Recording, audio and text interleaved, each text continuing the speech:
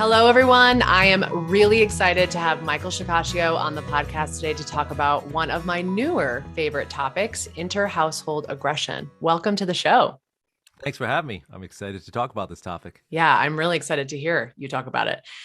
This is a behavior concern that I used to stay far, far, far away from for many years, since it's really challenging for everyone involved. And I embraced it a few years ago when a client insisted that I work with them despite my expressed hesitation regarding the conflict in the home. It's such an emotionally charged situation for everyone involved. And I think that this is why it's continuously drawing me in. And I'm really fascinated by these cases and how we can help everyone involved. So I thought Mike would be the perfect guest to bring on to talk about this. So before we dig in, can we just first define what we mean when we're talking about inter-household aggression? I mean, I'm sure it's pretty self-explanatory, but just for our listeners, what do we mean when we say that? Yeah, so generally when I'm talking about inter or intra is another way of putting it, household aggression cases is two dogs fighting in the home or two or more dogs fighting in the home. And these can include dogs that have issues with other dogs outside the home, but there are some cases where the dogs are perfectly fine with other dogs outside the home or meeting other dogs out in the world, and they're not good with their housemate. I would say the vast majority of cases, the dog that is in the home that is having conflict with the other dog, and it could be one or both or more dogs all trying to create conflicts, can often have the conflicts with other dogs that they don't know. So it's typically not just that dog in the home, could be a dog-dog aggression issue as well. Awesome. So what are some of the patterns you've observed when dealing with these types of cases? Oh, so there's a lot of different reasons for conflicts between dogs in the homes. The number one reason for dogs to fight in the home or have conflicts, and when I say conflicts, it could be anything from just snarling, growling, and not necessarily biting, all the way on up to full-on biting and type of really bad fights. So I'll put that range of conflicts in that, or that define that as conflicts. But the vast majority of cases is going to be over resources. So something the dogs find of value, such as food, toys, bones, resting spots, people, could be certain locations of the home. Those are the most common circumstances. And then you have other types of reasons, and it can be fueled by other factors, such as arousal. So if you picture two dogs trying to scare the UPS driver away, barking at the window. Sometimes they can redirect on each other. So that can be a function of frustration or arousal. You have sometimes social skill deficits where one dog's new to the home or doesn't have a lot of exposure or socialization with other dogs. So they bring that dog home and suddenly there's conflicts because they're just not talking well to each other, Mm-hmm. right? Because they don't have a lot of experience communicating with each other. Sometimes it can be an age related thing. This is very common as well, where the younger dog, the adolescent dog, 12 to 18 months of age. That's generally a very common age where I get the call for intra-household cases. Yeah. My dog, I have one 14-month or 18-month-old dog. I'm like, oh, okay, where's the other dog? And Yep. then you find out that there's a 3-year-old, 4-year-old dog or older dog. It's more often so times the younger dog that is starting conflicts with the older dog. It can be the opposite, of course, but it's generally more common with the younger dog pairing starting that. Sometimes you see it with senior dogs as well, where the younger dog starts to go after a senior or elderly dog because of and it's often due to health issues. So the older Mm-hmm. dog is maybe losing their hearing or sight, and they're not able to communicate as well, where previously they would have. So, they were able to hear that growl or see the little lip curl from the other dog, and maybe they're not recognizing that. So, and I saw a funny video on TikTok the other day. One dog is blind, the other is deaf, and they're having conflicts with each other. So you can imagine what the Oh, communication looks wow. like in between the dogs. Yeah. So yeah, those are just some of a few of the many different reasons. Underlying medical issues, pain. There's quite a few different reasons for dogs fighting. But if when in doubt, look at the resources first. Love that. And, we we hear this through, I don't know if I think there is maybe some research now that supports that two females are worse than two males and two males are worse than opposite sex. Has that been your experience? It has, yes. So nobody knows really why it's worse with females. The argument is that females are going to be more intense in their conflicts, so Hmm. higher level of fighting. And that's one of the variables when you're assessing overall prognosis and outcome in these cases is the severity of the conflicts. So the severity of the biting, how long they go on for, how intense they are. That's a factor we want to, of course, assess when we're looking at potential risk and outcomes. And females, for whatever reason, they're more likely to often engage in those higher level conflicts. And so that's one of the reasons that you might see less success with female female pairings. So some of the studies out there, and these are looking at the practices of veterinary behavior teams working with intra-household aggression cases and what the statistical outcome is for success, meaning the dogs being able to live together peacefully uh, from then on after working with that person. And it's a little higher than 50% success rate. So I think some of the studies look at about 56%, and some around the 50% range. And I saw about the same thing when I was working with a lot of intra household cases. And then when you get into the male male and male female pairings, it's slightly better than that in the 60% range, again, depending on whose practice you're looking at. And again, I'm seeing around the same statistically in terms of success rate. Now, that's not to say that if you have two females, they're not going to get along. There's plenty of female dogs that live together, and same thing, Hmm. male, male. So I don't want to discourage people from saying, "Oh my gosh, I should never get two females at the same time." There's plenty of dogs that get along just fine. It's just that when the conflicts do start, that's when you want to be aware of. Okay, you have two females, and they starting to have these conflicts, and that can impact the overall outcome of the case, especially if that first conflict you just had is at a severe level. So, what we call level 4 or 5 bites, which are deep puncture wound bites, or basically injuries that are sending the dog off to Yeah. the vet, for emergency care or, sutures, drains, that kind of thing. That often lends towards a poor prognosis, unfortunately, because of the risk involved. Yep. And when you're saying 56%, they're living successfully, right? Is the other 40, wow. I like could not do the math there for a second. You were right on It is 44. the other 44%. Wow. Yep. Is the other 44% rehomed, or is it just that like maybe they are, completely separated? Like did the research go into that detail? It did not. So it's more so the dogs sort of peacefully coexisting or being able to live together. Now you can have these extreme levels of management where the dogs are separated for life, and one might deem that Hmm. successful because it's a solution. The dogs aren't Yep. fighting anymore. So I think it's much depends on what a person's idea of success looks like. Is it the dogs playing together again? Is it the Yeah. dogs peacefully coexisting in the same home, or is the dogs completely separated? And that can be successful in some cases. You have to have the right home, of course, because there's that saying, management always fails. I'm not a believer of absolutes. I think management will fail sometimes and a great deal of times, but not always. I've had clients that have been successful for the 10 years their dogs have lived together, until one passes, and the dogs never fight because they successfully manage things. So, and it's been 100% management the whole time, and That's they've amazing. done that. Yeah, so that's rare. Not common in many cases, but I know you know those are amazing clients of yours. Yeah. yes, I've had a few to go through, like some interesting extremes to manage their dogs. I had one client, he had a couple fighting Akitas, so really large Yep. dogs wanting to literally kill each other. Like these dogs just hated each other. And so he had them kind of separated in the home, but he had like a sunroom, this really large, like beautiful sunroom where the dogs could be. So one dog would get that space and the other dog would be in the home, and you kind of rotate them.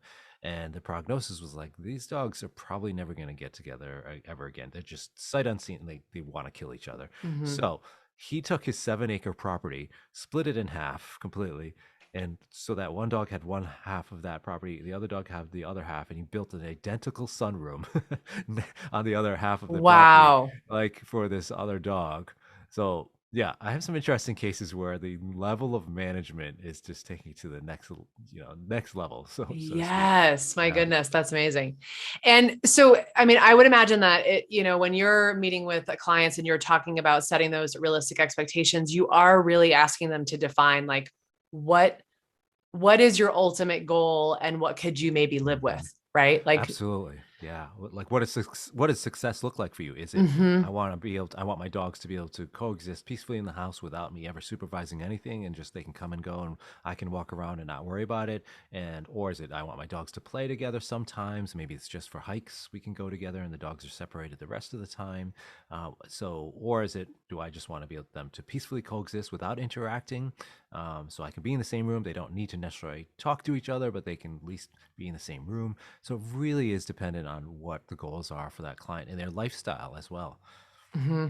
Yeah, and I'm curious when you're talking to a client and they have a different perspective as to what's going on between their dogs. Like I'm thinking about this client that I worked with. I remember initially working with her, and she really had a story that she wanted them to play together.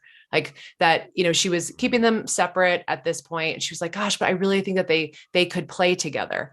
And was just like that was such a strong desire of hers. And I was like, oh, well, given what I have, given everything that you've told me, given the detailed history that we just discussed together, I suspect that something else is going on.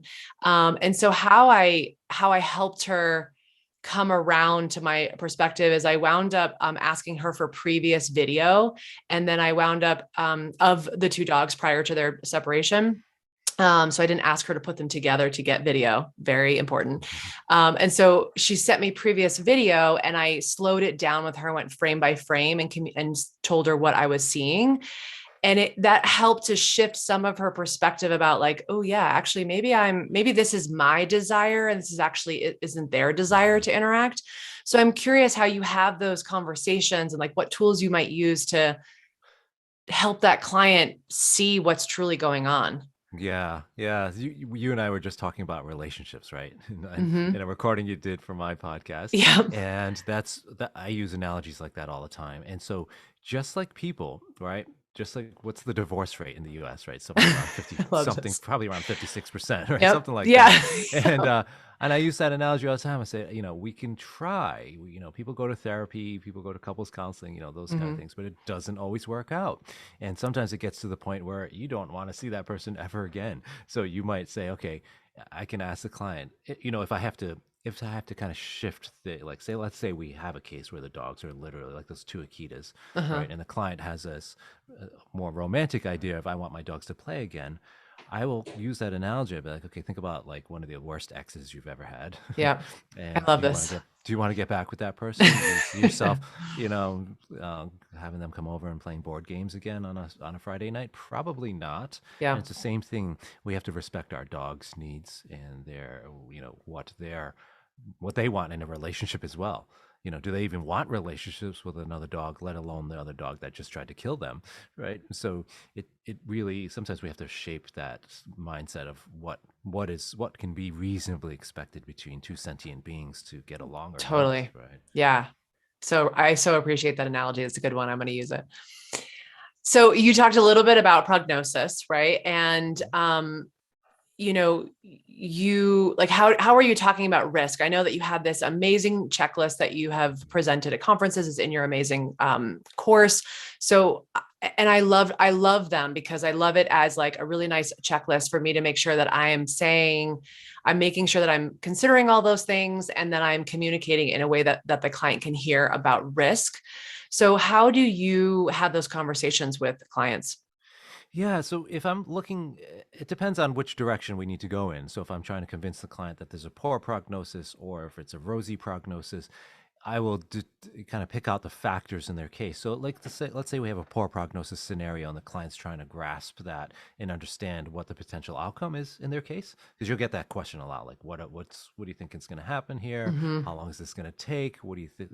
Is this going to be successful? You get all of those questions, and those are questions you just can't answer in one sentence. You have to make sure the client understands all the variables in their case. So, poor prognosis scenarios usually are high level bites. So when the dog has been biting at levels 4 plus. And I use the Cara Shannon bite scale for this, which may not be familiar to all the listeners, but if you can easily find that online. It's Mm-hmm. CARA for Cara and Shannon, SHANNON. And just Google that Cara Shannon bite scale, and you'll get a free PDF from Raising Canine. And it discusses the types of bites. So the bite, hold, and shake style is more indicative of doing harm.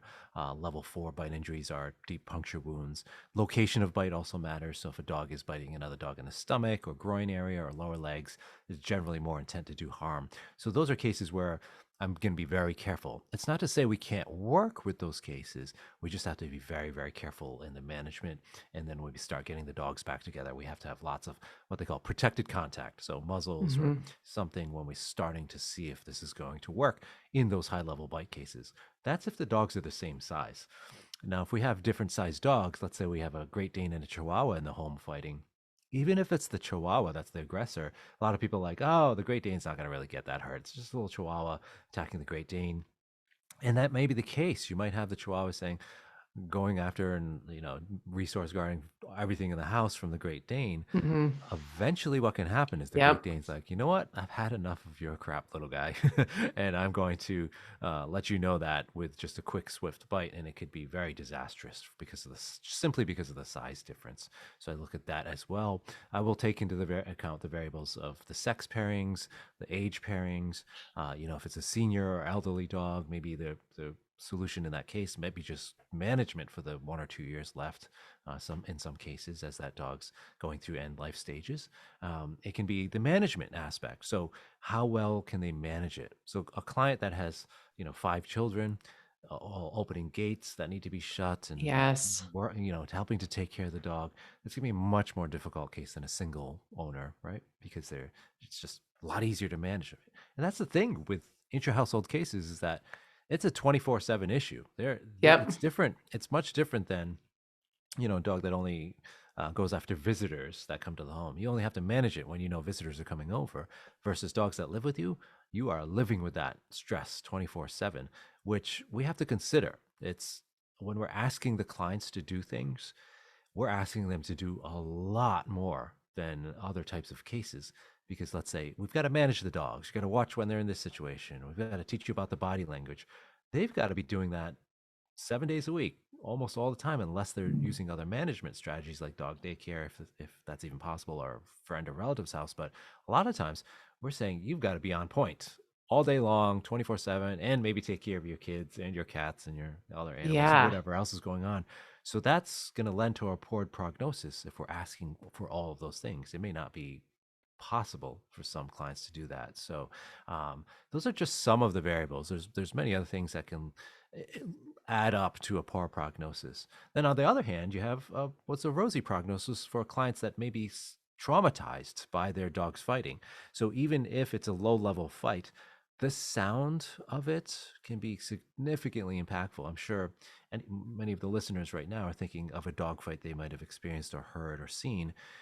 That stays with you. And so Yeah. what happens is, if it happens again, even if it's low level, that could be significantly impactful on the case, because they're like, I can't do this anymore, or just I give up, or I can't have my dogs doing that, or they get really upset at the dogs, or they blame one dog over the other, and it takes its toll over time. So even if it's a rosy prognosis, sometimes, or if it is a rosy prognosis, sometimes I have to remind them, because you might have 10 fights in the home, right? And it's something called the fight bite ratio that Ian Dunbar coined, where you're looking at the level of damage that are happening in the fights and the number of fights. So for me, a much better prognosis is, when 20 fights have occurred, you're like, oh, that's a lot of fights. You're like, I don't know. That means poor management's happening. But you might hear the client say, there's been 20 fights, and you ask, well, have there been any injuries? And you're like, no, they never injure themselves, so that nobody ever gets injured. That for me is a much better Yeah. prognosis than a 1 or 2 fights that have resulted in hospitalizations. Hmm. So I look at the sort of the opposite end of things. If it's a low level bite history, if it's predictable for the client, so let's say it's only over raw marrow bones and nothing else, much easier than the dogs fighting over everything, including the air they breathe, right? Yep. And so there's sometimes it's very manageable, it's very understandable, it's very predictable. It's the dogs are around the same size. So you start to add in all these variables that are much better for the overall picture. Sometimes we need to convince the clients of that, or maybe they know it already. But oftentimes we're helping to explain to the clients what the potential outcome could be in their case based on those variables. Yeah. And I love that you bring up the point about 24/7, because man, oh man, like that is a lot. And I think that was one of my initial hesitations around taking this on, like in terms of adding this into types of cases that I see. And it's very specific, right? Because I know my internal limits as a consultant. But yeah, and I remember feeling like I want this client to have a break, right? Like it was during COVID. She wasn't going out a lot as it was. Like it's the three of the, it's her and her husband and then these two dogs. And now she's got the management plan in place. And I remember coming to one session and I just sensed like, man, she needs a break. Like, how can we get her a break? What does that look like? And we sat down and I'm like, how are you doing? And she's like, I need a break. And I'm like, oh my gosh, I was actually going to come here to this session and say, I'm sensing you need a break. Like this is, you're living, breathing, eating this every day. And it's a lot. And then there was some there was some frustration about like, gosh, I wish I could handle their reactions in the moment better, right? Like if one dog barked, then the other dog would bark, and it just would be frenzied in the house. And I'm like, gosh, you're doing the best you can. Like if two dogs are barking in my house, my nervous system would not respond the best way either, right? And so we made some modifications to the plan in order to help her respond better, but um yeah, just I try to offer as much grace as possible because that sounds really hard. And I don't have that personal experience of living with something like that. Yeah, it's absolutely a skill we have to have, especially in intra-household cases. And the reason why is that if we don't recognize that, we're setting ourselves up for failure and we're setting the clients up for failure because we often are focused on the behavior change strategy, right? How are we Mm-hmm. going to get these two dogs back together? So we focus on, the typical exercises, the counter conditioning, the operant behaviors, whatever we're working on for the dogs. Then we look at management. So, okay, how are we going to keep the dogs safe? Are we going to muzzle acclimate? So often, as trainers and consultants, we're focused on that behavior change strategy for the dogs, but we're not often thinking about how much the clients are involved here. And if we don't recognize their needs for the break, like you were just mentioning, and an additional skill is having strategies for that. So, Mm-hmm. understanding, okay, here's what I can offer you for additional help. So, is there a dog daycare nearby for the dog that gets along great with other dogs? Is there a friend or relative that can take your dog once in a while for the management? Can you get a dog walker or a pet sitter? There's lots of different ways to help the client alleviate some of that stress so that way they can be better at, again, taking on that behavior change strategy we're giving them, which can often be very, a lot of work and a lot of Yep. initial time consumption as well as the amount of effort it takes.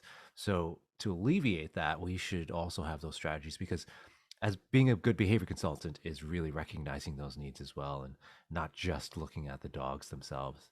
Yeah. And one of the things I didn't do with her that I wish I had was really like is give myself permission as well as her to just take a break from the behavior change strategies, Mhm. right?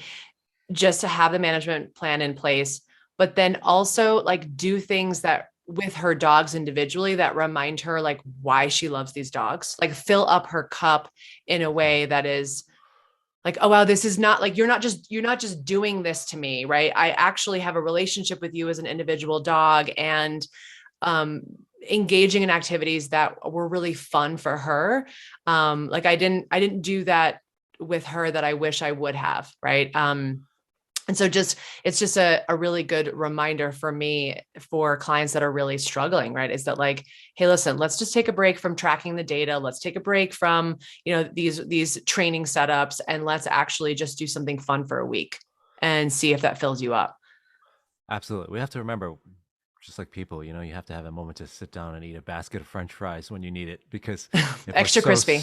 yeah, if we get so stuck on something, you need a break. You can't, most plans are not sustainable. Now, we're asking about a lifestyle change as well. So, Mhm. it's not like we're going to, just be all healthy and go on our diet and exercise routine for 3 months and then go back to eating French fries every day and all the bad stuff that got us in this spot in the first place to go on that, air quotes diet. But it's the same thing for when we're talking about behavior change strategies for dogs. They've got to realize this is going to be a lifelong strategy for the dogs for really almost any behavior problem, right? And not just Mhm. dog aggression, for really any behavior change strategy, people, dogs, it doesn't matter. We've got to make those long-term changes and we've got to get them to stick. So we do want to give permission to clients to take a break once in a while, to take those moments to recharge, so that way they can continue on this lifestyle change, right? Because if we ask for these extreme changes, it's not going to stick. Just like extreme diets, they're not going to stick in the long Yeah, term. I really love that analogy. I'm stealing all your analogies today, Mike. They're good. So, what do you think, speaking of the client end, right? Like, what do you think are the top three skills? And I know there's a ton more, right? But you could just narrow down like your top three skills that you think every client needs when living with this behavior concern. Mm. For the client end, so I would Mm-hmm. say definitely recognizing body language. Yep. So recognizing communications with the dogs. It's probably the most important thing you can do because if you can recognize potential conflicts, you're going to be able to intervene before it blows into a full conflict. And quick side note on how to intervene, I always recommend first stepping away from the dogs and calling them over to you in a happy, cheery tone because one of the best ways to actually start a fight Yeah. is stepping towards dogs when they are posturing, growling, freezing. Now, this is before a fight. Obviously, if they're already fighting, we've got to go in and break it up Mm-hmm. using the safe tools and techniques that you should learn how to break up a dog fight. But if it's just posturing, freezing, the worst thing you can do often is go over, try to grab a collar or yell no or break it up. It'll work sometimes, but a lot of times it can backfire where it actually spills Yep. over into a conflict. So, yeah, body language, recognizing those subtle signals, because once you start to recognize it, you might see the subtle little glance or the hard stare when another dog is walking into the room, so the dog next to you on the couch. And it'll remove that out of the blue factor that happens. Like a Mm-hmm. lot of times you get that report like, I don't get it. He just jumped off the couch and went after the other dog.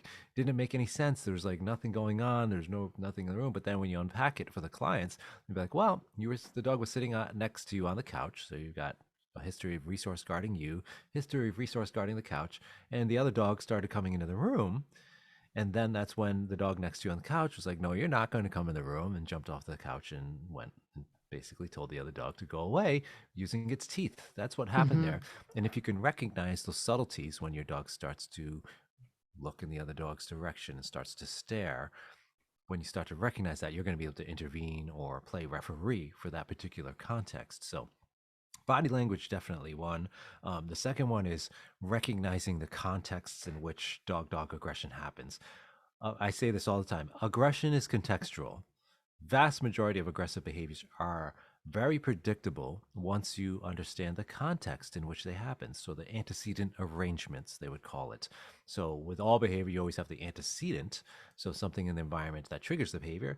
The nice thing about dog aggression or intra-household aggression is that the antecedent is almost always the other dog showing up and coming towards that dog A, right? Mm-hmm. It's not. There's some confusion. A lot of people think it's the bone, like you put a raw marrow bone out there, and that's what caused the fight. That's not what caused the fight. It's an antecedent arrangement.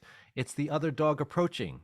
That's Mm-hmm. the trigger in the environment. So a dog's not going to cause a fight if they're the only one with the bone, right? There's nobody else to fight with, right?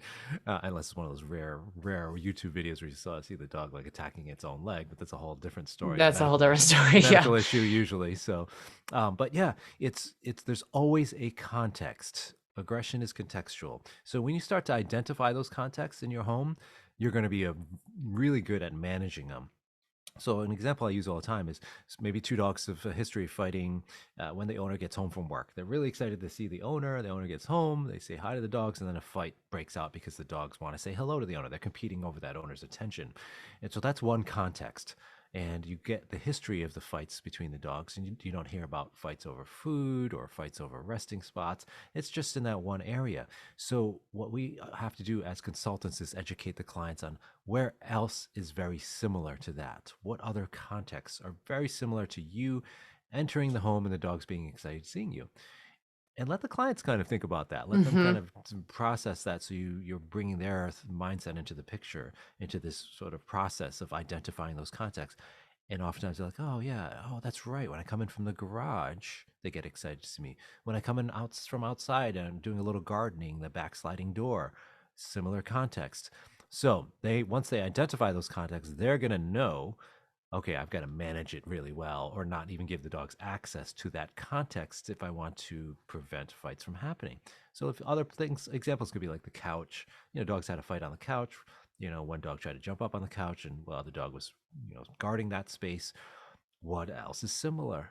The beds, the owner's bed, the dog beds. So once they get good at that, then they become very good at managing it. So when you combine that with the body language, they become really, really good at recognizing, identifying when the dogs might have a fight, and then they can manage those aspects. And then that, of course, goes into the behavior change strategies, right? So we know the context, we're going to replicate those contexts, but teach the dogs what to do instead in those moments. So instead of fighting for me when I get home from work, you guys can both sit for my attention in specific locations. That becomes the routine you guys do there. So instead of fighting, you guys can just sit at the front door when you greet me. Now, of course, there's Hmm. the level of training you can imagine that has to take place before that individually.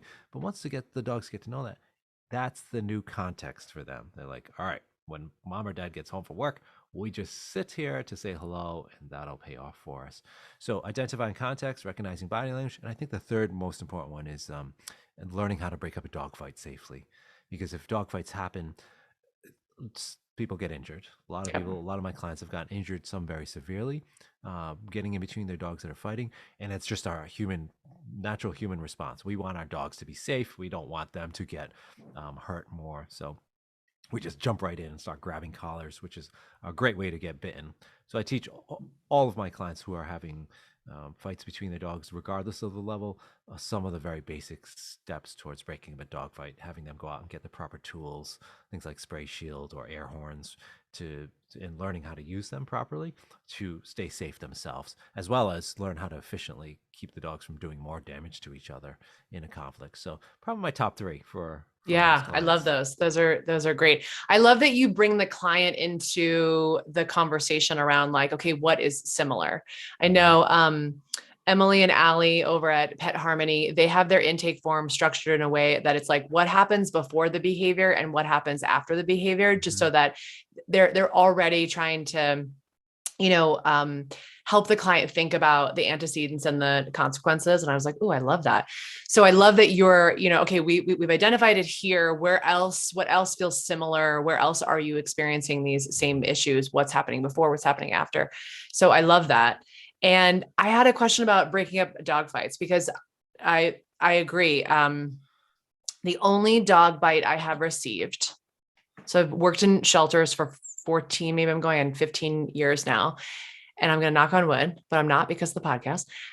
So the only bite I've received was breaking up a dog fight between my dog and another dog. Mm-hmm. Right. Like all my skills went out the window. I was just like, oh my gosh, it's my dog. I'm emotionally attached. Right. If it was a shelter dog, I would have like gotten the appropriate tools. Right.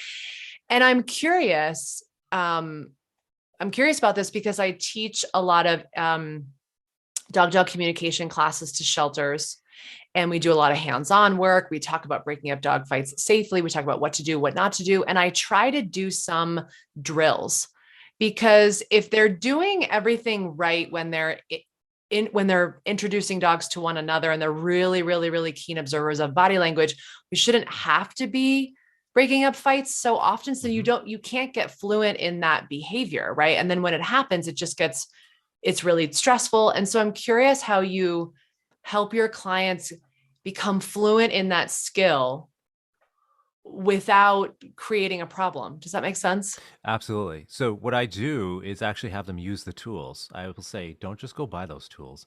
You're going to go outside, obviously not around your dogs or Uh-huh. around any other animals, and practice with these things. So I actually have them buy more than just like if it's Spray Shield, for instance. And for anybody listening, and Spray Shield is citronella in a can, and you can get it on Amazon. It's made by Pet Safe, and it sprays sort of like pepper spray would spray out of a can, and it creates like a more wide arcing pattern.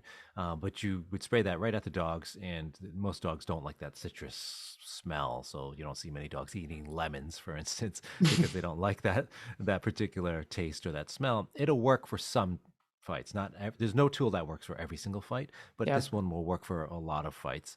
And you spray it at the dogs as they're as they're fighting. You might have to spray them right up their nose if they're biting and holding, but it'll often be what's going to keep everybody safest because you're hands off. You're not like Yeah. touching the dogs or being near their teeth. or the bitey end of the dog, right? So Yep. the thing to do is have them practice, just like, you don't expect a fire to break out in your home ever. Hmm. You hope it never does. But you also might go out and to Home Depot, Lowe's, grab a fire extinguisher because it's fire safety week. So you're like, that's probably a good idea. So you go out, grab one, you put it under the kitchen sink. But vast majority of people don't know. If How I to ask use you, it. how do you activate that? Yeah. And so if you have a fire breakout in your home, you're going to be panicking, but you're going to panic more if you're like, oh my gosh, how do I use this thing? How do I pull this pin out? Do I have to do this? How do I activate it? And so if you already know how to do that, it takes a significant amount of the stress out of that situation. So think about any stressful situation we might encounter on a very rare occasion. If you're prepared for it, it significantly helps you reduce the Yeah. anxiety and stress. So if you know how to do CPR, for instance, or first aid, or the Heimlich, how many times are we going to run across somebody that's in distress that needs the Heimlich or CPR? Probably almost never in our lives, unless you're a first responder or doing it for a living. Same thing for dog fights. We hope it never happens, but you're sure glad you're going to be practiced with that spray shield if it happens. And the next step I do is making sure that they have not just one can of spray shield in their kitchen drawer, because if a fight breaks out in their bedroom 2 stories up, they're not going to be running Hmm. downstairs. So I have some clients that actually Velcro it to their wall. So just like a fire extinguisher you'd see like in a school, it's very accessible, very findable, very easy to grab in that moment. And so they kind of have one in each major location in the house, like one in the bedroom, one in the living room, one in the kitchen. So it's always accessible. And that way, if it's there, again, one more step towards feeling Yeah, I love comfortable that. in a potentially emergency scenario. So I do have clients practice all those things. The same can be said for, the dogs living in an area where there's a lot of off leash dogs. If I tell a client, okay, this is what you're going to do when an off leash dog approaches, and they don't practice it, they're going to have a tough time remembering it. So it's all about muscle memory. And when you develop that muscle memory and those skills of like, all right, this is how you use spray shield at an oncoming dog that's trying to attack your on leash dog, or throwing a bunch of treats towards that dog to try to ward it off first, or using what I like do, like this pop open umbrella thing to keep the dogs away. All of those need to be practiced, because if not, Hmm. it's really tough to do it in the moment when during a very stressful moment. Yeah. Love that. Awesome. Anything else you want to say about these cases and supporting our clients? Yeah, so there's a, I think the most significant aspect that these cases share is the stress involved, the kind of not knowing when that next ball is going to drop in terms of the Hmm. fights or the conflicts, trying to understand why, their dogs are fighting. So there are a lot of variables that can make these cases extremely difficult and stressful, not only for the pet parents, but all of the other relationships. Again, we're going back to that theme of relationships, where the relationships between the dogs we're assessing, and the relationships between the client and their dogs, and how their client might feel about one of the dogs that just started the conflicts, because often they're Hmm. blaming that dog, like, Hmm. why are you doing this? Or even if it's the other dog's fault, sometimes they may not be recognizing all the subtle bullying behaviors, or behaviors that are finally pushing that other dog over their threshold, right? And then there's the trainer and or consultant relationship with the clients that we have to observe, because there's a lot more work in these cases for the trainer than many other aggression type of cases, Yeah. because you have multiple dogs, especially you have multiple dog homes. I remember having a case. There was 7 or 6 Alaskan Malamutes in the home. They're all fighting with each other, like not one pair Wow. got along. And when you look at, here's an additional thing to think about too, when you look at the more parties involved, whether it's the maybe 2 owners or 3 owners, or maybe it's 2 dogs or 3 dogs or 4 dogs, each you have to look at each one of those relationships. So you've got owner A's relationship with dog B, Yep. owner A with dog A, now owner B with dog A and dog B and dog C, now owner C with A, B, and C, and then owner A and B and owner B and C. All of these different dynamics and relationships, it multiplies exponentially. So, you have two, if you have 2 dogs, it's just the relationship between the 2 dogs. But if you have 3 dogs, now you have more relationships, not just the relationship between 2 dogs. Yep. It's between A and B, B and C, and A and C. Now, what happens if you have 4 dogs? It multiplies, and it continues to exponentially. The more dogs, you can have 70 or 80 different links we have to assess if you have several owners and several dogs. So all of that being said, to get back to your original question, is just recognizing that yes, it can be very stressful, and patience and understanding really can go a long way in these cases when we take our time to just take a moment to evaluate those relationships first, Hmm. then get into all the behavior science stuff, all the geeky stuff we like to do as trainers and Totally. consultants, right? You have to evaluate where are they at, what page are they on? Are we all on the same page? And if so, then we can move into that behavior change stuff. Yeah, especially I'm thinking about like the relationships between the family members in the home, right? Like a lot of the cases that I have done, it's only been, I mean, I've only done a handful. It's only been the husband and the wife or the partners, or like Hmm. it's only been two people. There's never been kids. There's only been two Right. dogs, right? Like, so I can't even imagine. And everyone's been on the same page too, right? Like everyone's like, we really Uh-huh. want to make sure we manage this, right? But I couldn't imagine if there's disconnect between the pet parents and then we're talking about four dogs involved.